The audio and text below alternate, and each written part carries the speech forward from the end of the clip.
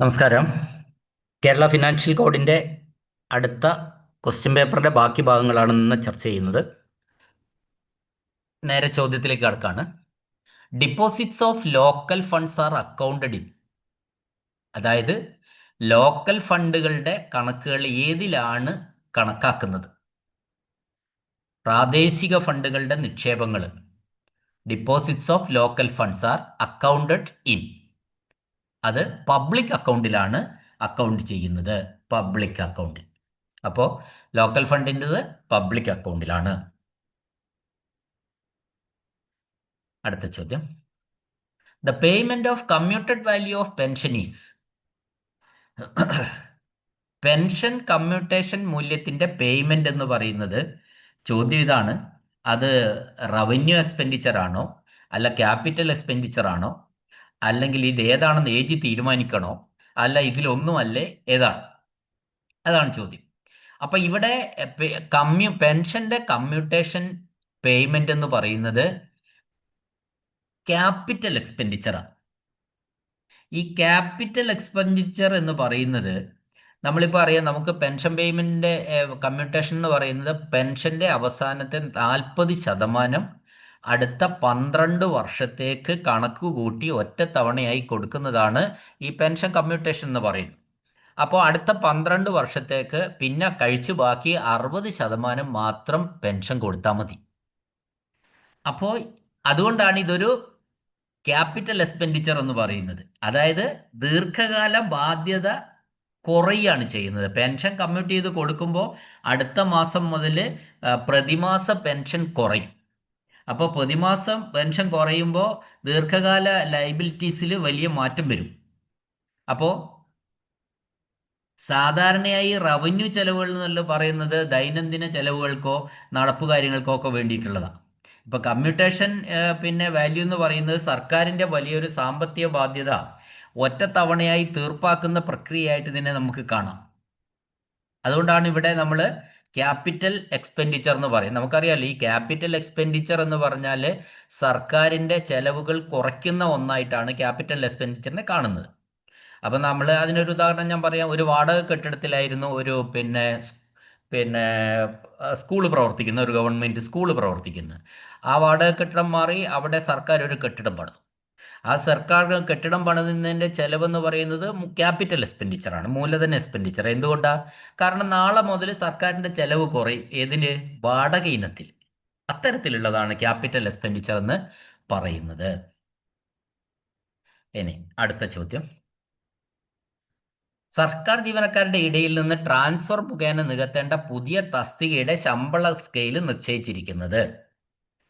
അപ്പോൾ സർക്കാർ ജീവനക്കാരുടെ ഇടയിൽ നിന്ന് തന്നെ ഒരു ട്രാൻസ്ഫർ നടത്തിയിട്ട് ഫില്ല് ചെയ്യേണ്ട ഒരു പുതിയ തസ്തികയുടെ ശമ്പള സ്കെയിൽ ഏതൊക്കെ അടിസ്ഥാനത്തിലാണ് നിർണയിച്ചിരിക്കുന്നതാണ്. അത് ഇവിടെ എയും ബിയും സിയും ഉത്തരം ശരിയാണ്. തസ്തികയുടെ സ്വഭാവവും ഉത്തരവാദിത്വവും, കൈമാറ്റം ചെയ്യേണ്ട തസ്തികകളുടെ നിലവിലുള്ള ശമ്പളം, തസ്തികയ്ക്ക് ആവശ്യമായ യോഗ്യതകൾ, ഇതെല്ലാം പരിശോധിച്ചിട്ടാണ് പുതിയ തസ്തികയുടെ ശമ്പള സ്കെയില് നിശ്ചയിച്ചിരിക്കുന്നത്. അടുത്ത ചോദ്യം. കൺട്രോളിംഗ് ഓഫീസറുടെ ചെലവ് സാമ്പത്തിക നിയന്ത്രണങ്ങൾക്കുള്ള സംവിധാനം ഇതാണ്. The mechanism of financial control of expenditure by the controlling officer is.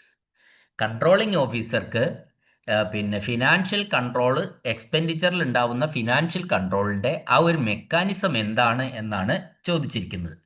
അതിൻ്റെ ആൻസർ എന്ന് പറയുന്നത് യൂണിറ്റ് ഓഫ് അപ്രോപ്രിയേഷൻ ആണ്. അപ്പോൾ അതൊരു കൺട്രോളറാണ്. എക്സ്പെൻഡിച്ചറിൻ്റെ മേലെയുള്ള ഒരു കൺട്രോളാണ് ശരിക്കും യൂണിറ്റ് ഓഫ് അപ്രോപ്രിയേഷൻ, അല്ലെങ്കിൽ വിനിയോഗ യൂണിറ്റ് എന്നൊക്കെ പറയുന്ന ആൻസർ.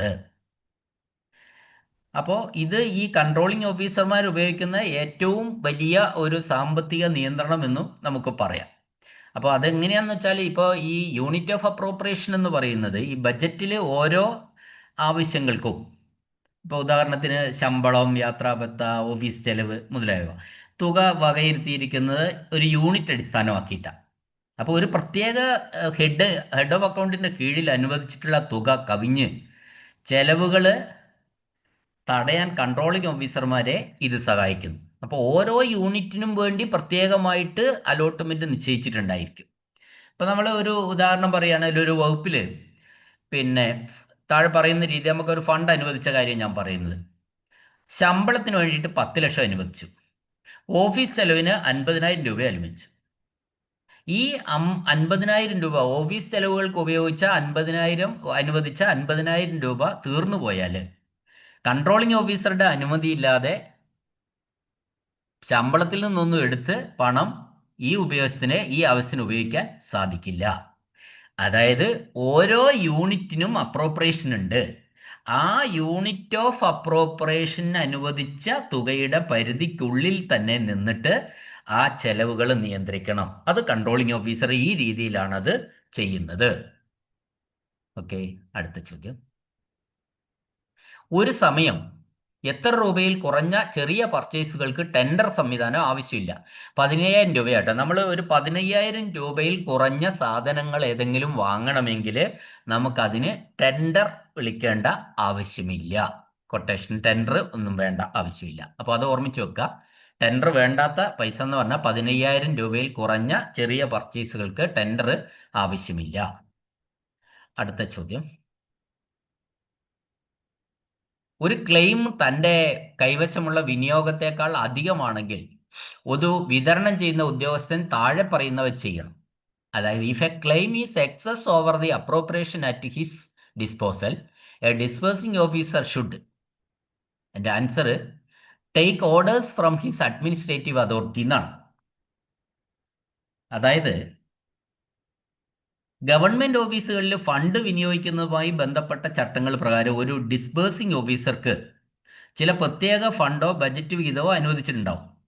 എന്നാൽ ചിലപ്പോഴൊക്കെ ഈ പരിധി തുകയ്ക്കുള്ള ക്ലെയിമുകൾ അല്ലെങ്കിൽ ബില്ലുകൾ ഓഫീസിൽ ഇത്തരം സന്ദർഭങ്ങളിൽ ഫണ്ട് ലഭ്യമല്ലെങ്കിൽ ആ തുക നേരിട്ട് മാറി നൽകാൻ ഈ ഉദ്യോഗസ്ഥന് അധികാരമില്ല.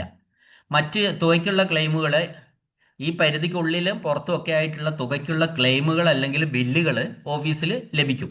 അപ്പോൾ അത്തരം സന്ദർഭങ്ങളിലൊന്നും ഫണ്ട് ലഭ്യമല്ലെങ്കിൽ ആ തുക നേരിട്ട് മാറി നൽകാൻ ഈ ഉദ്യോഗസ്ഥന് അധികാരമില്ല. ഈ സാഹചര്യത്തിൽ അങ്ങനെ ഏതെങ്കിലും ക്ലെയിമുകളൊക്കെ വന്നാൽ ഉദ്യോഗസ്ഥൻ എന്ത് ചെയ്യണം? തൻ്റെ അഡ്മിനിസ്ട്രേറ്റീവ് അധികാരി, തൻ്റെ മേലധികാരിയായിട്ടുള്ള അഡ്മിനിസ്ട്രേറ്റീവ് അധികാരിയിൽ നിന്ന് ഉദ്ദേശമോ ഉത്തരവോ നിർദ്ദേശമോ ഒക്കെ തേടേണ്ടതാണ്. ഇപ്പോൾ വേണമെങ്കിൽ ഒരു ഉദാഹരണം ഞാൻ പറയാം. ഒരു ഗവൺമെൻറ് ഓഫീസിൽ ഓഫീസ് സ്റ്റേഷനറിയുടെയും അറ്റകുറ്റപ്പണികളുടെയും ആവശ്യത്തിനായിട്ട് 50,000 രൂപ ഈ സാമ്പത്തിക വർഷത്തേക്ക് അനുവദിച്ചിട്ടുണ്ട്. എന്തിനൊക്കെ? സ്റ്റേഷനറി, അറ്റകുറ്റപ്പണി. ഇവിടെ പ്രശ്നം എന്താ? വർഷാവസാനം ആയപ്പോഴത്തേക്കും ഓഫീസിന്റെ അത്യാവശ്യ ചെലവുകൾക്കായിട്ട് 60,000 രൂപയുടെ ബില്ലുകൾ വന്നു ചേർന്നു. അപ്പോൾ അനുവദിച്ച തുകയേക്കാൾ 10,000 രൂപ അധികം വന്നിട്ടുണ്ട്. ഇപ്പോൾ 50,000 അനുവദിച്ചുള്ളൂ, പക്ഷെ മൊത്തം വരുന്നപ്പോൾ വർഷാവസാനം ആയപ്പോഴത്തേക്ക് 60,000 രൂപയുടെ ബില്ലുകൾ വന്നു. അപ്പോൾ അങ്ങനെ വന്ന നടപടി എന്ത് ചെയ്യണം? ഡിസ്പേഴ്സിംഗ് ഓഫീസർക്ക് സ്വന്തം ഇഷ്ടപ്രകാരം ഈ 10,000 രൂപ 50,000 വരെ അനുവദിക്കുക, അധികം അനുവദിക്കാൻ കഴിയില്ല. അപ്പോൾ ഈ പ്രശ്നം പരിഹരിക്കാൻ അദ്ദേഹം തൻ്റെ അഡ്മിനിസ്ട്രേറ്റീവ് അതോറിറ്റിക്ക് റിപ്പോർട്ട് ചെയ്യുകയും തുക റീഅപ്രോപ്രിയേഷൻ നടത്തുകയോ അല്ലെ മറ്റു മാർഗങ്ങൾ സ്വീകരിക്കുകയോ നടപടി സ്വീകരിക്കേണ്ടതാണ്. അടുത്തത് KFCയുടെ ഒരു ഫോമാണ്, ഞാൻ പറയുന്നില്ല, പുസ്തകം നോക്കി നമുക്ക് ഫോം എഴുതാവുന്നേ ഉള്ളൂ. സ്റ്റോറുകൾ വാങ്ങുമ്പോൾ സംസ്ഥാന സർക്കാർ വകുപ്പുകൾ നിർമ്മിക്കുന്ന ഉൽപ്പന്നങ്ങൾക്ക് എന്ത് മുൻഗണന നൽകും? ഇത് നമ്മൾ പഠിച്ച ഒരു പാഠത്തിൽ നിന്നുള്ള ചോദ്യമാണ്. നിങ്ങൾ ശ്രദ്ധിക്കണേ. സ്റ്റോറുകൾ വാങ്ങുമ്പോൾ, സാധനങ്ങൾ വാങ്ങുന്ന സമയത്ത് ഈ വകുപ്പുകൾ നിർമ്മിക്കുന്ന ഉൽപ്പന്നങ്ങൾക്ക് താഴെ പറയുന്ന ഏത് രീതിയിൽ വാങ്ങാം? Purchase without tender. ഇപ്പോൾ ടെൻഡർ ഇല്ലാതെ വാങ്ങാൻ പറ്റും. അപ്പോൾ അത് ഇപ്പം ഞാൻ ഉദാഹരണം പറഞ്ഞുതരാം. ജയിൽ വകുപ്പ്, ഹാൻഡ് വീവ് മുതലായ ഉൽപ്പാദിപ്പിക്കുന്ന സാധനങ്ങൾ സർക്കാർ ഓഫീസിലേക്ക് വാങ്ങുമ്പോൾ അതിന് ടെൻഡർ വിളിക്കേണ്ട ആവശ്യമില്ല. അപ്പോൾ ഇത് സർക്കാർ വകുപ്പുകൾ നിർമ്മിക്കുന്ന ജയിൽ വകുപ്പ്, ഹാൻഡ് വീവ് ഒക്കെ. അപ്പോൾ അവിടുന്ന് വേണ്ട സാധനങ്ങൾ നിങ്ങൾ ടെൻഡർ ഇല്ലാതെ നമുക്ക് മേടിക്കാം. ഒന്ന്. രണ്ടാമത്, വകുപ്പ് മന്ത്രിയുടെ അനുവാദത്തോടെ സ്വകാര്യ വിപണിയിലെ വിലയുമായി താരതമ്യം ചെയ്യുമ്പോൾ സർക്കാരിൻ്റെ വകുപ്പിലുള്ള ഉൽപ്പന്നങ്ങൾക്ക് 25% വരെ വില കൂടിയാലും സർക്കാരിൻ്റെ വകുപ്പിലെ ഉൽപ്പന്നങ്ങൾ വാങ്ങണമെന്നാണ്. നോക്കണേ, പുറത്ത് നമുക്ക് 25% കുറച്ച് കിട്ടും, പക്ഷേ അത് മൈൻഡ് ചെയ്യണ്ട. മന്ത്രിയുടെ വകുപ്പ് മന്ത്രിയുടെ അനുവാദത്തോടെ നമുക്ക് ഇത്തരത്തിൽ 25% വരെ വില അധികമുണ്ടെങ്കിലും സർക്കാർ വകുപ്പുകളുടെ പ്രൊഡക്റ്റുകൾ വാങ്ങണം എന്നാണ് പറഞ്ഞിട്ടുള്ളത്. ഇനി മൂന്നാമത്തെ ഒരു കേസ് എന്ന് പറഞ്ഞാൽ ക്യാബിനറ്റ് അനുമതി, അതായത് നയപരമായ തീരുമാനങ്ങളുടെ ഭാഗമായി ആ, ഈ ഗവൺമെന്റ് ഉൽപ്പന്നങ്ങൾക്ക് 25% വരെ വില കൂടിയാലും മേടിക്കാം. അപ്പൊ നമ്മൾ ഇനി ഉദാഹരണം വേണോ? ഞാൻ പറയാം. ഒരു സർക്കാർ കോളേജിലേക്ക് പിന്നെ മേശയും കസേരയും മേടിക്കുന്നു. അപ്പോൾ അത് ടെൻഡർ വഴി വാങ്ങേണ്ട കേസാണ്. പക്ഷേ പകരം കേരള പ്രിസൺസ് വകുപ്പ് ജയിൽ ഡിപ്പാർട്ട്മെന്റ് നിർമ്മിക്കുന്നോ വാങ്ങാൻ തീരുമാനിക്കുന്നു എന്ന് കരുതുക. അപ്പോൾ ഇതിനായും പ്രത്യേകം ടെൻഡർ വിളിക്കേണ്ടതില്ല. അത് ശരിയാണ്. പുറത്തു നിന്നുള്ള സ്വകാര്യ കടകളിലെ വിലയേക്കാൾ ജയിൽ വകുപ്പ് ഉൽപ്പന്നങ്ങൾക്ക് 25% വില കൂടുതലാണെങ്കിലും ഈ വകുപ്പ് മന്ത്രിയുടെ അനുമതിയോടെ ജയിലിന്റെ മേശയും കസേരയും മേടിക്കാം.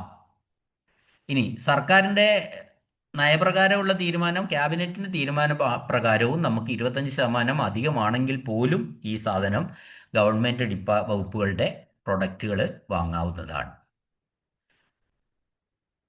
അടുത്ത ചോദ്യം. The period of limitation of claims for services rendered to government is, അതായത് സർക്കാരിന് നൽകുന്ന സേവനങ്ങൾക്കായിട്ടുള്ള ക്ലെയിമുകളുടെ പരിമിതിയുടെ കാലയളവ് അത് 3 വർഷമാണ്. പണം കൊടുക്കേണ്ട ഡേറ്റ് മുതൽ 3 വർഷം വരെയാണ് അത് ക്ലെയിം ചെയ്യാവുന്നത്. ഇപ്പോൾ നമ്മൾ സർക്കാരിന് വേണ്ടിയുള്ള ഒരു സേവനം അല്ലെങ്കിൽ പ്രവൃത്തി പൂർത്തിയാക്കി നൽകി. അപ്പോൾ ചട്ടപ്രകാരം ആ സേവനത്തിനുള്ള ബില്ലോ തുകയോ സർക്കാരിൽ നിന്ന് ഇപ്പോൾ ഈ മാർച്ച് 31-നകം ഡ്യൂ ഡേറ്റ്, അതാണ് ഡ്യൂ ഡേറ്റ് വ്യവസ്ഥ ചെയ്തിട്ടുള്ളതാണ്. ഏതെങ്കിലും കാരണത്താൽ ആ തുക നിശ്ചിത തീയതിയിൽ ലഭിച്ചില്ലെങ്കിൽ ആ തുക തിരികെ ലഭിക്കുന്നതിനായി അല്ലെങ്കിൽ ക്ലെയിം ചെയ്യുന്നതിനായി നിയമപരമായി കോടതിയെ സമീപിക്കാനോ മറ്റു നടപടികൾ സ്വീകരിക്കാനോ ഉള്ള കാലാവധി ആരംഭിക്കേണ്ടത് ഈ പണം അടയ്ക്കേണ്ട തീയതിയായ മാർച്ച് 31 മുതലാണ്. ഈ തീയതി മുതൽ കൃത്യം 3 വർഷത്തിനകം ബന്ധപ്പെട്ട ക്ലെയിം അയാൾ ഉന്നയിക്കേണ്ടതാണ്. മനസ്സിലായിട്ടുണ്ടാവും എന്ന് വിചാരിക്കുന്നു. അടുത്ത ചോദ്യം. ഒരു ഡിപ്പാർട്ട്മെന്റൽ പേയ്മെന്റ് ഇതാണ് താഴെ പറയുന്നവയിൽ എ ഡിപ്പാർട്ട്മെന്റൽ പേയ്മെന്റ് ഈസ് എന്നാണ് ചോദിച്ചിരിക്കുന്നത്. താഴെ പറയുന്നവയിൽ ഏതാണ് ഒരു ഡിപ്പാർട്ട്മെന്റൽ പേയ്മെന്റ് എന്ന് പറയുന്നത്? നോക്കുക, ഇവിടെ ഫോർ പർച്ചേസ് ഓഫ് സാൾട്ട്, ഉപ്പ് വാങ്ങുന്നതിനുള്ള പേയ്മെന്റ് ആണ് ഇവിടെ ഡിപ്പാർട്ട്മെന്റൽ പേയ്മെന്റ് എന്നതുകൊണ്ട് ഉദ്ദേശിച്ചിരിക്കുന്നത്. അപ്പോൾ കേരള ഫിനാൻഷ്യൽ കോഡ് അല്ലെങ്കിൽ അക്കൗണ്ടിംഗ് പ്രകാരം ചില വകുപ്പുകൾക്ക് പ്രത്യേക വാണിജ്യപരമോ ഉൽപാദനപരമോ ആയ പ്രവർത്തനങ്ങൾ ഉണ്ടായിരിക്കും. അപ്പോൾ ഇപ്പോൾ കൊല്ലം ജില്ലയിൽ അല്ലെങ്കിൽ മറ്റ് ഗവൺമെന്റ് സാൾട്ട് ഫാക്ടറികൾ പോലെയുള്ള വാണിജ്യ വ്യവസായ സ്ഥാപനങ്ങളുടെ പ്രവർത്തനങ്ങളുമായി ബന്ധപ്പെട്ടിട്ടുണ്ട്. ഇപ്പൊ സർക്കാർ നേരിട്ട് നടത്തുന്ന ഇത്തരം ഈ ഉപ്പുണ്ടാക്കുന്ന യൂണിറ്റുകളിലെ അസംസ്കൃത വസ്തുക്കളുടെ, അതായത് ഉപ്പ് പോലുള്ളവ വാങ്ങലുകൾ ഡിപ്പാർട്ട്മെന്റൽ ചാർജുകൾ അല്ലെങ്കിൽ ഡിപ്പാർട്ട്മെന്റൽ പേയ്മെന്റുകൾ എന്ന വിഭാഗത്തിലാണ് പെടുന്നത്. ഇപ്പൊ സാധാരണയായി വരുന്ന ഓഫീസ് ചെലവുകളാണ് ഇത്. ഒരു പ്രത്യേക ഡിപ്പാർട്ട്മെന്റൽ പേയ്മെന്റ് എന്നതിലുപരി സാധാരണ ഓഫീസ് കണ്ടിൻജൻസി ചെലവുകളിൽ നിന്നാണ് ഇത് ചെയ്യുന്നത്. അപ്പോൾ ഇത് മനസ്സിലാക്കുക, ഒരു ഡിപ്പാർട്ട്മെന്റൽ പേയ്മെന്റ് ആണ് ശരിക്കും ഈ ഉപ്പ് വാങ്ങുന്നതിനുള്ള പേയ്മെന്റ് എന്ന് പറഞ്ഞിരിക്കുന്നു. അടുത്ത ചോദ്യം. To make payments from government revenue funds are provided to disbursing officers through, അത് മൂന്നും ശരിയാണ്. സർക്കാർ വരുമാനത്തിൽ നിന്ന് പണം അടയ്ക്കുന്നതിന്, പേയ്മെന്റ് നടത്തുന്നതിന് വിതരണം ചെയ്യുന്ന ഉദ്യോഗസ്ഥർക്ക് താഴെ പറയുന്നവയിലൂടെയാണ് ഫണ്ട് നൽകുക. 1 അപ്രോപ്രിയേഷനിലൂടെ നൽകും, 2 റീ അപ്രോപ്രിയേഷനിലൂടെ നൽകും, 3 കണ്ടിൻജൻസി ഫണ്ടിൽ നിന്നുള്ള അഡ്വാൻസ് ആയിട്ട് നൽകും. ഇത് മൂന്നും ശരിയാണ്. അടുത്ത ചോദ്യം. The time limit for filing a representation against a recovery order of AG. നമ്മൾ ചോദ്യം മനസ്സിലാക്കേണ്ടതാണ്. AG ഒരു റിക്കവറി ഉത്തരവിട്ടു. AG അക്കൗണ്ടന്റ് ജനറലെ ഒരു പണം റിക്കവറി നടത്താൻ വേണ്ടി ഉത്തരവിട്ടു. അങ്ങനെയെങ്കിൽ ഈ ഉത്തരവിനെതിരെ നമുക്കൊരു റെപ്രസെൻറ്റേഷൻ ഫയൽ ചെയ്യാനുള്ള ഒരു ടൈം ലിമിറ്റ് ഉണ്ട്. ആ ഉത്തരവിനെതിരെ ഒരു റെപ്രസെൻറ്റേഷൻ നമുക്ക് പറയാനുള്ള മുഴുവൻ കാര്യങ്ങളും ഒക്കെ വെച്ചിട്ട് ഒരു പിന്നെ പ്രാതിനിധ്യം അല്ലെങ്കിൽ റെപ്രസെൻറ്റേഷൻ കൊടുക്കാൻ വേണ്ടി 3 മാസമാണ് അതിൻ്റെ ടൈം ലിമിറ്റ് എന്ന് പറയുന്നത്. അപ്പോൾ AG ഒരു റിക്കവറി ഉത്തരവിട്ടാൽ ആ റിക്കവറി ഉത്തരവിനെതിരെ ഒരു റെപ്രസെൻറ്റേഷൻ ഫയൽ ചെയ്യാനുള്ള സമയപരിധി എത്രയാണെന്നാണ് ചോദിച്ചിരിക്കുന്നത്. ആ സമയപരിധി 3 മാസമാണ്. അടുത്ത ചോദ്യം. 2 ഭാഗങ്ങളായി എസ്റ്റിമേറ്റ് തയ്യാറാക്കുന്ന സമ്പ്രദായം ഇല്ല. The system of preparing estimates in 2 parts is not followed in. അത് മനസ്സിലാക്കാം. അപ്പോൾ ഇവിടെ നമ്മൾ പറയുന്നത് എന്താണെന്ന് വെച്ചാൽ, ഈ the system of preparing estimates in 2 parts, 2 ഭാഗങ്ങളായിട്ട് നമ്മൾ എസ്റ്റിമേറ്റുകൾ തയ്യാറാക്കുന്ന ഒരു രീതി, അത് നമുക്കറിയാലോ. പാർട്ട് 1 എസ്റ്റിമേറ്റും പാർട്ട് 2 എസ്റ്റിമേറ്റും എന്ന് പറയുന്ന ആ 2 ഭാഗങ്ങളായിട്ട് എസ്റ്റിമേറ്റ് തയ്യാറാക്കുന്ന രീതി എവിടെയില്ല? 5 ഇയർ പ്ലാൻ സ്കീമിലില്ല. പഞ്ചവത്സര പദ്ധതി സ്കീമുകളിൽ അത്തരത്തിലുള്ള ഒരു രീതിയില്ല.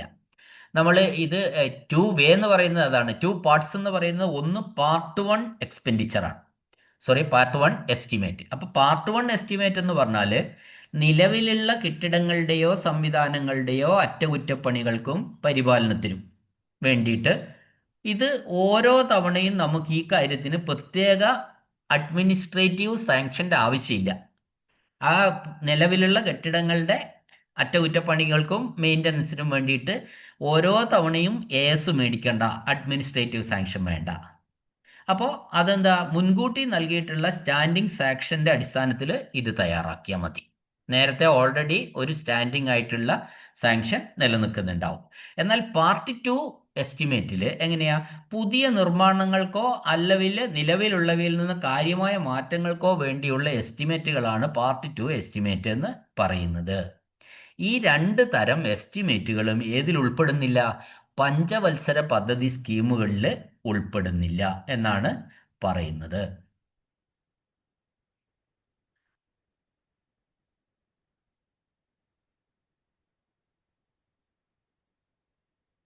പിന്നെ ഒരു ഉദാഹരണം വേണമെങ്കിൽ പറഞ്ഞാൽ, ഈ പറഞ്ഞ എന്താണെന്ന് വെച്ചാൽ, ഒരു ജില്ലയിൽ ഒരു പ്രൈമറി ഹെൽത്ത് സെൻറ്റർ കെട്ടിടം ഈ 5 ഇയർ പ്ലാൻ സ്കീം പ്രകാരം നിർമ്മിക്കുന്നു എന്ന് കരുതുക.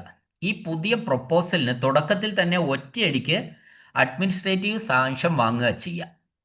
അതല്ലാതെ ഇതിലെ അറ്റകുറ്റപ്പണികൾ പാർട്ട് 1 എന്നും ബാക്കി ഭാഗം പാർട്ട് 2 എസ്റ്റിമേറ്റ് എന്നും തയ്യാറാക്കുന്ന രീതി ഇവിടെ ഈ പിന്നെ ഇത് പഞ്ചവത്സര പദ്ധതി സ്കീം ആയതുകൊണ്ട് അതിൽ ഇല്ല. ഓക്കെ, ക്ലിയർ ആണെന്ന് വിചാരിക്കുന്നു. അടുത്ത ചോദ്യം. പൊതുസ്ഥാപനത്തിന് ഒരു ഗ്രാന്റ് അനുവദിക്കുന്നതിന് മുമ്പ് അനുവദിക്കുന്ന അധികാരി താഴെ പറയുന്നവ ചെയ്യണം. Before sanctioning a grant in aid to public body, the sanctioning authority should, അതായത് പൊതുസ്ഥാപനം പബ്ലിക് ബോഡിക്ക് ഒരു ഗ്രാന്റ് ഇൻ എയ്ഡ് അനുവദിക്കുമ്പോൾ, പാസ്സാക്കുന്നതിന് മുമ്പ്, അല്ലെങ്കിൽ ഒരു ഗ്രാന്റ് പാസ്സാക്കുന്നതിന് മുമ്പ് ആ പാസ്സാക്കുന്ന അധികാരി പരിശോധിക്കേണ്ടത് എന്താണ് എന്നാണ് ചോദ്യം. അത് പരിശോധിക്കേണ്ടത് verify if possible an audit report of the body. അത് കഴിയുമെങ്കിൽ ആ ഫേമിൻ്റെ ഓഡിറ്റ് റിപ്പോർട്ടാണ് പരിശോധിക്കേണ്ടത്. അതാണ് ഇവിടെ ഉത്തരമായിട്ട് വന്നിട്ടുള്ളത്.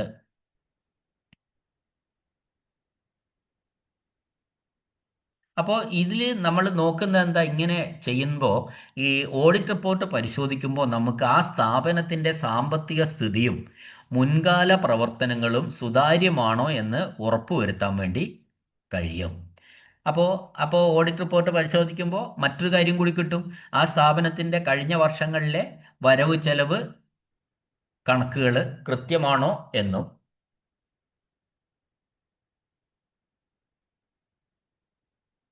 അപ്പോൾ കൃത്യമാണോ എന്നൊക്കെ അറിയാൻ വേണ്ടി ഓഡിറ്റ് റിപ്പോർട്ട് സഹായിക്കും. അതുകൊണ്ടാണ് പറയുന്നത്, ഒരു പൊതുസ്ഥാപനത്തിന്, ഒരു പബ്ലിക് ബോഡിക്ക് ഒരു ഗ്രാന്റ് അനുവദിക്കുന്നതിന് മുമ്പ് അനുവദിക്കുന്ന ഉദ്യോഗസ്ഥൻ എന്ത് ചെയ്യണം? അത് മുൻകാലങ്ങളിലുള്ള ഓഡിറ്റ് റിപ്പോർട്ട് പരിശോധിക്കാൻ പറയുന്നത്. ഓക്കെ, അടുത്ത ചോദ്യം. ലൈബ്രറി ഗ്രാന്റ് ഉപയോഗിക്കുന്നതിനുള്ള സമയപരിധി ഇതാണ്. അപ്പം അതിൻ്റെ ആൻസർ നമ്മൾ ഓർമ്മിച്ച് വെക്കേണ്ടതാണ്. ലൈബ്രറി ഗ്രാന്റ് കിട്ടിക്കഴിഞ്ഞാൽ ഗ്രാന്റ് കിട്ടിയ ഗ്രാൻറ്റിൻ്റെ 75% 2 മാസം കൊണ്ടും ബാക്കി 25% നമ്മൾ കിട്ടിയ തീയതി മുതൽ 6 മാസത്തിനുള്ളിലും ചെലവഴിക്കണം. ഓർമ്മിക്കണേ, ലൈബ്രറി ഗ്രാന്റ് ചെലവഴിക്കുന്നത് കിട്ടിയ ലൈബ്രറി ഗ്രാൻറ്റിൻ്റെ 75% 2 മാസം കൊണ്ട് ചെലവഴിക്കണം. ബാക്കി 25% ഈ കിട്ടിയ തീയതി മുതൽ 6 മാസത്തിനുള്ളിലും ചെലവഴിക്കേണ്ടതാണ്. അടുത്ത ചോദ്യം. വരുമാന സ്രോതസ് രേഖകൾ സമർപ്പിക്കാൻ the loan sanctioning authority asked a loan to submit documents of source of income. Comment on this action. അതായത് ഒരു വായ്പ അനുവദിക്കുന്ന ഒരു അതോറിറ്റി വായ്പ ആവശ്യപ്പെട്ട് ഈ പ്രവർത്തന അതോറിറ്റി എന്ത് ചെയ്തിരിക്കുന്നു? സോഴ്സ് ഓഫ് ഇൻകം, അയാൾ ആ പണം തിരിച്ചടിക്കാനുള്ള അയാളുടെ വരുമാനം എന്ത് എന്ന കാര്യം അവരന്വേഷിച്ചു. അത് ശരിയാണോ എന്നാണ് ചോദിച്ചിരിക്കുന്നത്. ചോദ്യം മനസ്സിലായിട്ടുണ്ടാവുമെന്ന് വിചാരിക്കുന്നു. അതായത് ഒരു ലോണ് അനുവദിക്കുന്ന അതോറിറ്റി വരുമാന സ്രോതസ് രേഖകൾ സമർപ്പിക്കാൻ വേണ്ടി ആവശ്യപ്പെട്ടിരിക്കുന്നു. അത് ശരിയാണോ എന്നാണ് ചോദിച്ചിരിക്കുന്നത്. അപ്പോൾ ആൻസർ എന്താണെന്ന് വെച്ചാൽ തീർച്ചയായിട്ടും അത് ശരിയാണ്. കേരള ഫിനാൻഷ്യൽ കോഡ് പ്രകാരം അത്തരത്തിൽ KFC നിയമപ്രകാരം പൂർണ്ണ അധികാരം കൊടുക്കുന്നുണ്ട്. അപ്പോൾ നമുക്ക് ഇതിൽ പറയുമ്പോൾ എന്താണെന്ന് വെച്ചാൽ, നമുക്ക് വ്യക്തിഗതമായിട്ടോ പേഴ്സണലായിട്ടോ അല്ലെങ്കിൽ ഒരു സംരംഭം നടത്തുന്നതിനായിട്ടോ KFCയിൽ നിന്ന് വായ്പയ്ക്ക് അപേക്ഷിക്കുന്നു. കേരള ഫിനാൻഷ്യൽ കോർപ്പറേഷനിൽ നിന്ന് ഒരു വായ്പയ്ക്ക് ഒരാൾ അപേക്ഷിക്കുന്നു. അപ്പോൾ അപേക്ഷകൻ ബിസിനസ് നടത്തുന്ന ആളാണെങ്കിൽ, ഒരു ബിസിനസ് ആയാലും നടത്തുന്നെങ്കിൽ, ആ സ്ഥാപനത്തിൻ്റെ കഴിഞ്ഞ വർഷങ്ങളിലെ ലാഭനഷ്ട കണക്കുകൾ, പ്രോഫിറ്റ് ആൻഡ് ലോസ് അക്കൗണ്ടും ബാലൻസ് ഷീറ്റ് അല്ലെങ്കിൽ ഇൻകം ടാക്സ് റിട്ടേൺ എന്നിവ ഹാജരാക്കണം. അതാണ് ആ കച്ചവടം, ആ ബിസിനസ് എങ്ങനെയാണ് അയാൾ കൊണ്ടുപോകുന്നത്, അത് ലാഭത്തിലാണോ, ഈ ലോണ് കൊടുത്താൽ ഈ ലോണ് തിരിച്ചടയ്ക്കാൻ ഈ വാങ്ങുന്ന പാർട്ടിക്ക് കഴിവുണ്ടോ എന്നതൊക്കെ അതിൽ നിന്ന് മനസ്സിലാവും. അപ്പോൾ ഇത്തരത്തിലുള്ള പരിശോധനകൾ, അതായത് വായ്പ നൽകുന്നയാൾ വായ്പ തിരിച്ചടയ്ക്കാനുള്ള സാമ്പത്തിക സ്ഥിരത അപേക്ഷകനുണ്ടോ എന്ന് വിലയിരുത്താൻ ഈ രേഖകൾ പരിശോധിക്കേണ്ടത് ഈ ലോണ് തരുന്നയാളുടെ ചുമതലയാണ്. അല്ലാതെ ലോണ് ചോദിച്ച് കുറേ രേഖ കൊണ്ട് കൊടുത്തിട്ട് ലോണ് കൊടുത്താൽ പിറ്റേ മാസം മുതൽ അങ്ങോട്ട് ലോണിലേക്കുള്ള അടവ് ചെന്നില്ലെങ്കിൽ അത് ബുദ്ധിമുട്ടാണ്. അപ്പോൾ അതുകൊണ്ട് അത് വെരിഫൈ ചെയ്യാനുള്ള അധികാരം ലോൺ സാങ്ഷനിങ് അതോറിറ്റിക്ക് ഉണ്ട് എന്നാണ്. അടുത്ത ചോദ്യം. അതെ, the power delegated by the government for sanctioning public works is specified in.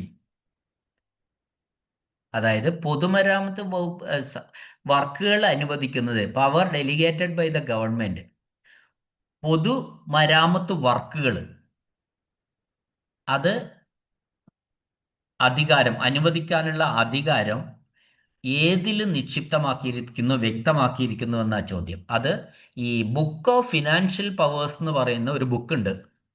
Book of financial powers, അതായത് അത് മലയാളം പറയുകയാണെങ്കിൽ അത് പറയണ്ട, മലയാളം പറയാത്ത നല്ല, അത് സാമ്പത്തിക ശാസ്ത്രികളുടെ പുസ്തകമാണ്, അങ്ങനെയല്ല അർത്ഥം. Book of financial powers.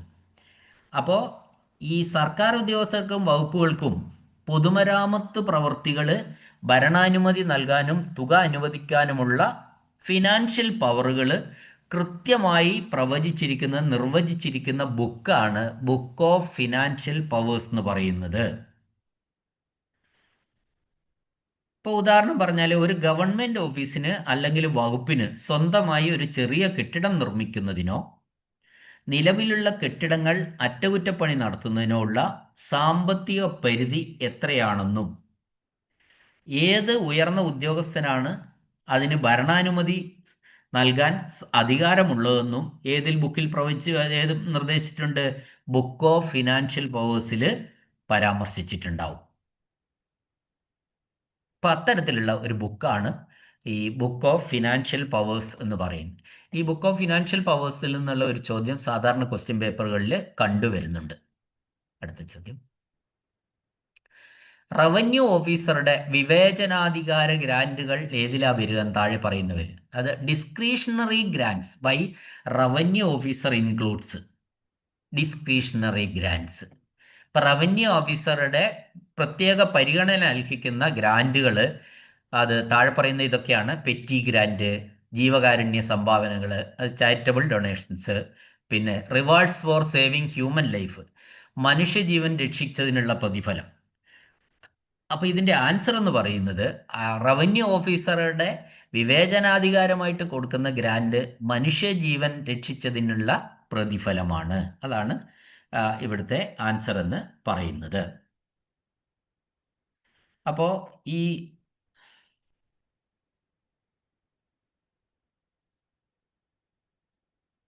നമ്മൾ ഒരു ഉദാഹരണം പറഞ്ഞാൽ, rewards for saving human life. ഇപ്പോൾ ഒരു വെള്ളപ്പൊക്കത്തിലോ തീപിടുത്തത്തിലോ അപകടത്തിലോ പെട്ട മറ്റു മനുഷ്യരുടെ ജീവൻ, സ്വന്തം ജീവൻ പണയം വെച്ച് രക്ഷിക്കുന്ന ഒരു സാധാരണക്കാരനോ കുട്ടികൾക്കോ സർക്കാർ നൽകുന്ന ധനപരമായ പ്രതിഫലങ്ങൾ അല്ലെങ്കിൽ പാരിതോഷികങ്ങൾ റവന്യൂ വകുപ്പിൻ്റെ ഇത്തരം വിവേചനാധികാര ഫണ്ടിൽ നിന്ന്, ഡിസ്ക്രിഷണറി ഗ്രാന്റിൽ നിന്നാണ് അനുവദിക്കുന്നത്. അപ്പോൾ ഇത് പ്രിഫറൻസ് അതിനാണ്. ഡിസ്ക്രിഷണറി ഗ്രാന്റ് കൊടുക്കാനുള്ള ഒരു മുൻഗണന എന്ന് പറയുന്നത് ഈ മനുഷ്യജീവൻ രക്ഷിക്കുന്നതിനുള്ള പ്രതിഫലം അല്ലെങ്കിൽ റിവാർഡ്സ് ഫോർ സേവിങ് ഹ്യൂമൻ ലൈഫാണ്. അടുത്ത ചോദ്യം, the one which is not a budget document. താഴെ പറയുന്നവയിൽ ഒന്ന് ബഡ്ജറ്റ് ഡോക്യുമെന്റ് അല്ല. അതേതാണ്? അത് ഇവിടെ പറഞ്ഞിരിക്കുന്ന വെച്ചിട്ട് അപ്രോപ്രിയേഷൻ ബില്ലാണ്. അപ്രോപ്രിയേഷൻ ബില്ല് ഒരു ബഡ്ജറ്റ് ഡോക്യുമെന്റ് അല്ല. ഇതിൽ പിന്നെ ബഡ്ജറ്റ് ഡോക്യുമെന്റ് എന്ന് പറഞ്ഞാൽ എന്താ? ബഡ്ജറ്റ് അവതരിപ്പിക്കുന്ന സമയത്ത് സർക്കാരിൻ്റെ വരവ് ചെലവുകളെക്കുറിച്ചും പദ്ധതികളെക്കുറിച്ചും വിശദീകരിക്കുന്ന രേഖകളാണ് ബഡ്ജറ്റ് ഡോക്യുമെന്റ്സ് എന്ന് പറയുന്നത്. അപ്പോൾ അത് പാർലമെന്റിലോ നിയമസഭയിലോ സമർപ്പിക്കാറുണ്ട്. എന്നാൽ ഈ അതാണ് evaluation report, details of staff, explanatory memorandum on the budget, ഇതെല്ലാം ഈ ബഡ്ജറ്റ് ഡോക്യുമെന്റാണ്. എന്നാൽ അപ്രോപ്രിയേഷൻ ബില്ല് അങ്ങനെയല്ല. ഓപ്ഷൻ എ അപ്രോപ്രിയേഷൻ ബില്ല് അല്ലെങ്കിൽ വിനിയോഗ ബില്ല്. അപ്പോൾ ഈ അപ്രോപ്രിയേഷൻ ബില്ല് എന്ന് പറയാം. പിന്നെ അതെന്താന്ന് വെച്ചാൽ ഈ ബജറ്റ് ചർച്ചകൾക്കും വോട്ടെടുപ്പുകൾക്കും ശേഷം കൺസോളിഡേറ്റഡ് ഫണ്ടിൽ നിന്ന് പണം പിൻവലിക്കുന്നതിനായിട്ട് നിയമപരമായിട്ട് പാസാക്കിയെടുക്കുന്ന ഒരു നിയമനിർമ്മാണ രേഖയാണ് ഈ ശരിക്കും അപ്രോപ്രിയേഷൻ ബില്ല്, അഥവാ അതിനെ നമുക്ക് ലെജിസ്ലേറ്റീവ് ബില്ല് എന്നൊക്കെ പറയാം. ക്ലിയർ അല്ലേ? അടുത്ത ചോദ്യം,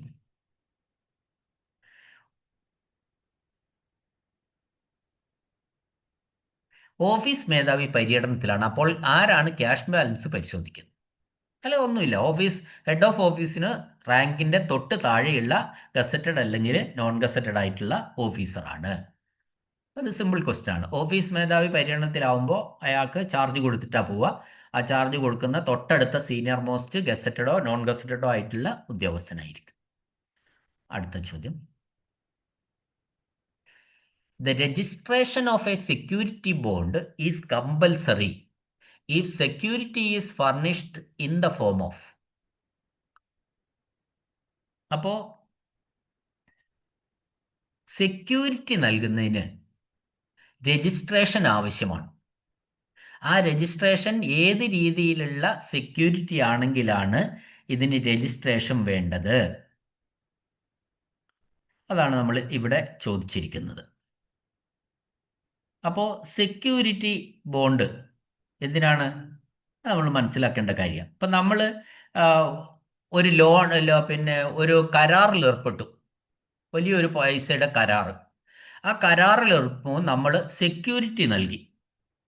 ആ സെക്യൂരിറ്റി നൽകിയത്, ഞാൻ ഒരു ഉദാഹരണം പറഞ്ഞാൽ, ഞാൻ വീടും സ്ഥലവുമാണ് സെക്യൂരിറ്റി ആയിട്ട് നൽകുന്നത്. അങ്ങനെ വീടും സ്ഥലവുമായിട്ട് സെക്യൂരിറ്റി ആയിട്ട് നൽകിയാൽ അത് വീടും സ്ഥലവും ഏത് പരിധിയിൽ വരും? ഇമ്മൂവബിൾ പ്രോപ്പർട്ടി എന്ന കാറ്റഗറിയിലാണ് വരിക. അത്തരത്തിലുള്ള ഇമ്മൂവബിൾ പ്രോപ്പർട്ടീസ് ആണ് നമ്മൾ ഈടായിട്ട് സെക്യൂരിറ്റി ആയിട്ട് നൽകുന്നതെങ്കിൽ, ഇതിപ്പോൾ ലോൺ എടുത്താലും ഒക്കെ അവസ്ഥ ഇത് തന്നെയാണ് കേട്ടോ. അങ്ങനെ നൽകുന്നതെങ്കിൽ അത് രജിസ്റ്റർ ചെയ്ത് കൊടുക്കണം. The registration of a security bond is compulsory. മറ്റതിനൊന്നും പ്രശ്നമില്ല, ക്യാഷ് ആണെങ്കിൽ അത് അന്നേരം തന്നെ ഇടപാട് തോന്നും. പ്രോമിസറി നോട്ടാണെങ്കിലും അതും പ്രശ്നമില്ല. പിന്നെ നാഷണൽ സേവിങ് സർട്ടിഫിക്കറ്റ് ആണെങ്കിൽ ഒന്നും രജിസ്റ്റർ ചെയ്യേണ്ട ആവശ്യമില്ല. പിന്നെ നാഷണൽ സേവിങ് സർട്ടിഫിക്കറ്റ് അത് ഓതറൈസ് ചെയ്ത് കൊടുത്താൽ മതി സെക്യൂരിറ്റി ആയിട്ട്. പക്ഷേ നിങ്ങൾ കൊടുക്കുന്നത് ഒരു ഇമ്മൂവബിൾ പ്രോപ്പർട്ടി ആണ് എങ്കിൽ, വീടും സ്ഥലവും പോലെയുള്ള അതിൻ്റെ സ്ഥാവര സ്വത്തുക്കളാണ് കൊടുക്കുന്നതെങ്കിൽ അത് രജിസ്റ്റർ ഓഫീസിൽ രജിസ്റ്റർ ചെയ്ത് കൊടുക്കണമെന്നാണ് പറഞ്ഞിരിക്കുന്നത്. അപ്പോൾ ഓർമ്മിച്ച് വെക്കുക, ഇമ്മൂവബിൾ പ്രോപ്പർട്ടി സെക്യൂരിറ്റി ആയി കൊടുക്കുന്നുവെങ്കിൽ അത് തീർച്ചയായിട്ടും the registration of a security bond, അതൊരു സെക്യൂരിറ്റി ബോണ്ടായിട്ട് നമ്മൾ വീടും സ്ഥലവും അതുപോലെയുള്ള ഇമ്മൂവബിൾ പ്രോപ്പർട്ടി ആണ് കൊടുക്കുന്നതെങ്കിൽ അതിന് രജിസ്ട്രേഷൻ നിർബന്ധമാണ്. അടുത്ത ചോദ്യം, the following two statements relate to which type of expenditure? താഴെ പറയുന്ന രണ്ട് പ്രസ്താവനകൾ ഏത് തരത്തിലുള്ള ചെലവുമായി ബന്ധപ്പെട്ടിരിക്കുന്നു? നോക്കണേ. ഒന്നാമത്തെ പ്രസ്താവന, ട്രഷറിയിൽ നിന്ന് എടുക്കുന്ന കണ്ടിൻജന്റ് ബില്ലുകൾ കണ്ടിൻജന്റ് രജിസ്റ്ററിൽ ഉൾപ്പെടുത്തും. ബില്ലിനെ വൗച്ചറുകൾ the bill will not be supported by vouchers. The bill will not supported by vouchers. നിങ്ങൾ ഈ ചോദ്യം ഒന്ന് കേൾക്കുക. അപ്പോൾ അതിൻ്റെ ആൻസർ രഹസ്യ സേവന സീക്രട്ട് എക്സ്പെൻഡിച്ചർ, സീക്രട്ട് സർവീസ് എക്സ്പെൻസിനാണ് അത് ഉപയോഗിക്കുന്നത്. അതെങ്ങനെയാണ് എന്നാണ് നമ്മൾ പറയുന്നത്. എന്താണ് ഈ സീക്രട്ട് സർവീസ് എക്സ്പെൻഡിച്ചർ? ഞാൻ നിരവധി തവണ പറഞ്ഞിട്ടുള്ളത്. ഇപ്പം പൊതുഭരണ സംവിധാനങ്ങളിൽ പ്രത്യേകിച്ച് വിജിലൻസ്, പോലീസ്, ഇൻ്റലിജൻസ്, പിന്നെ എക്സൈസ്, ഫോറസ്റ്റ്. ഇപ്പം ഞാൻ ഒരു ഉദാഹരണം പറഞ്ഞുതരാം. ഇപ്പോൾ ഒരു എക്സൈസ് വകുപ്പ് ഒരു പിന്നെ റെയ്ഡ് നടത്തി. ആ റെയ്ഡ് നടത്തി ഇപ്പോൾ കള്ളവാറ്റ് പിടിച്ചു, അല്ലെങ്കിൽ മയക്കുമരുന്നുകൾ പിടിച്ചു. അപ്പോൾ ആ റെയ്ഡ് നടത്താൻ വേണ്ടി എക്സൈസിൻ്റെ തലപ്പത്ത് നിന്ന് ഉത്തരവ് വന്നു. അതിന് കുറച്ച് ചിലവുകൾ വരും. വാഹനങ്ങൾ വേണം, പിന്നെ ഡ്യൂട്ടിക്ക് ആൾക്കാർ, അതിനുള്ള എല്ലാ സെറ്റപ്പും വേണം. ആ സെറ്റപ്പ് ഒന്നും ഒരു പ്രത്യേക ഫണ്ടിൽ നിന്ന് എടുത്ത് അങ്ങനെ പറ്റില്ല. അപ്പോൾ അത്തരം ചെലവുകൾക്ക് ഉപയോഗിക്കുന്ന ഒന്നിനെയാണ് നമ്മൾ സീക്രട്ട് സർവീസ് എക്സ്പെൻസ് എന്ന് പറയുന്നത്. ആ സീക്രട്ട് സർവീസ് എക്സ്പെൻസിന് സാധാരണഗതിയിൽ എന്തില്ല, ഓഡിറ്റുകാർ ലോക്കൽ ഓഡിറ്റിൽ അതിന് അങ്ങനെ ഓഡിറ്റ് ചെയ്യാൻ പറ്റില്ല. ഓഡിറ്റ് ചെയ്താൽ എന്താവും? ഇതിൻ്റെ ഈ രഹസ്യ സ്വഭാവം മുഴുവൻ നഷ്ടപ്പെട്ടു പോകും. അപ്പോൾ ഈ വകുപ്പുകളൊക്കെ തന്നെ രഹസ്യമായിട്ടായിരിക്കും ഇത്തരത്തിലുള്ള പ്രവർത്തനങ്ങൾ ചെയ്യുന്നത്. ക്ലിയർ അല്ലേ? ഓക്കെ. അപ്പോൾ ബില്ലുകൾ സപ്പോർട്ട് ചെയ്യുന്നില്ല എന്നുള്ളത് ഉദ്ദേശിക്കുന്നത് എന്താ? The bill will not is supported by vouchers. അപ്പോൾ വൗച്ചറുകളൊന്നും ആവശ്യമില്ല ഇത്തരം എക്സ്പെൻസിൻ്റെ ബില്ലുകൾ സമർപ്പിക്കുമ്പോൾ. കാരണം എന്താ? അത് സീക്രട്ടാണ്. അവിടെ വൗച്ചറുകൾ നമുക്ക് ഓരോ കാര്യവും ചെയ്തതിൻ്റെ വൗച്ചറുകൾ സബ്മിറ്റ് ചെയ്യാൻ കഴിയില്ല. അപ്പോൾ അത്തരത്തിൽ ഉള്ള പ്രവർത്തനങ്ങൾക്ക് വേണ്ടി നമ്മൾ ഗവൺമെൻറ് പണം അനുവദിക്കാറുണ്ട്. അതിൻ്റെ ഓഡിറ്റിലൊന്നും നമ്മൾ ഈ ചെലവഴിക്കുന്ന ഉദ്യോഗസ്ഥർ വൗച്ചറുകളോ ഒന്നും സമർപ്പിക്കേണ്ട ആവശ്യം ഇല്ല. ഓട്ടെ. അടുത്ത ചോദ്യം, ദ ഡിവിഷൻ ടാക്സ് റവന്യൂസ്, നികുതി വരുമാനം എന്ന ഡിവിഷൻ. നമുക്കറിയാം, നമുക്ക് ഇപ്പോൾ സെക്ടർ ഉണ്ട്. നമ്മുടെ ക്ലാസിഫിക്കേഷനാണ് പറഞ്ഞിരിക്കുന്നത് ഹെഡ് ഓഫ് അക്കൗണ്ടിൽ. സെക്ടർ, പിന്നെ major head, sub head, minor head, detailed head, അങ്ങനെയുള്ള പല ഹെഡ് ഉണ്ട്.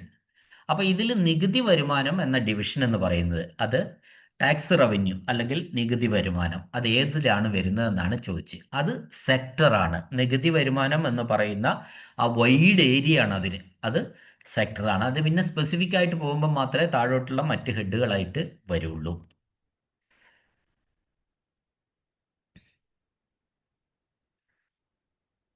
അടുത്തത് മാറ്റുകയാണ് ചോദ്യം, അത് ആവശ്യമില്ല. അടുത്തതും അതും വേണ്ട, അവിടെ പോട്ടെ. അത് ഫോമാണ്, 69 ഫോമാണ്.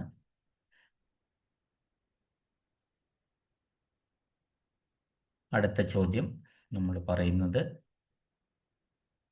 സംസ്ഥാനത്തിന്റെ ഏകീകൃത ഫണ്ടിൽ നിന്ന് ഒരു സാമ്പത്തിക വർഷത്തിൽ ഓരോ സേവനത്തിനും ചെലവഴിക്കാവുന്ന പരമാവധി തുക അതോറിറ്റി വ്യക്തമാക്കുന്ന, ആരാണ് ഇത് വ്യക്തമാക്കുന്നത്? സംസ്ഥാനത്തിന്റെ കൺസോളിഡേറ്റഡ് ഫണ്ടിൽ നിന്ന് ഒരു സാമ്പത്തിക വർഷത്തിലെ ഓരോ സേവനത്തിനും ചെലവഴിക്കാവുന്ന പരമാവധി തുക എത്രയാണെന്ന് പറയുന്നതാണ് അപ്രോപ്രിയേഷൻ ആക്ട് എന്ന് പറയുന്നത്. അപ്പോൾ അതിൽ നമ്മൾ പറയുന്ന ഈ ബില്ലെന്ന് പറയുന്നത്, ഇപ്പോൾ അപ്രോപ്രിയേഷൻ ബില്ലെന്നാണ് നമ്മൾ പറയുന്നതെങ്കിൽ അത് നിയമസഭയിൽ അവതരിപ്പിക്കുന്ന ഒരു നിർദ്ദേശം മാത്രമാണ് ഒരു ബില്ല്. അത് ചർച്ചകൾക്കും പാസാക്കലിന് ശേഷം ഗവർണറുടെ അംഗീകാരം ലഭിക്കുമ്പോൾ മാത്രമാണ് അതെന്തായി മാറുന്നത്? അപ്രോപ്രിയേഷൻ ആക്റ്റായി മാറുന്നത്. അപ്പോൾ പണം ഔദ്യോഗികമായിട്ട് പിൻവലിക്കാനും ചെലവഴിക്കാനുമുള്ള നിയമപരമായ അംഗീകാരം നൽകുന്നത് എന്താണ്?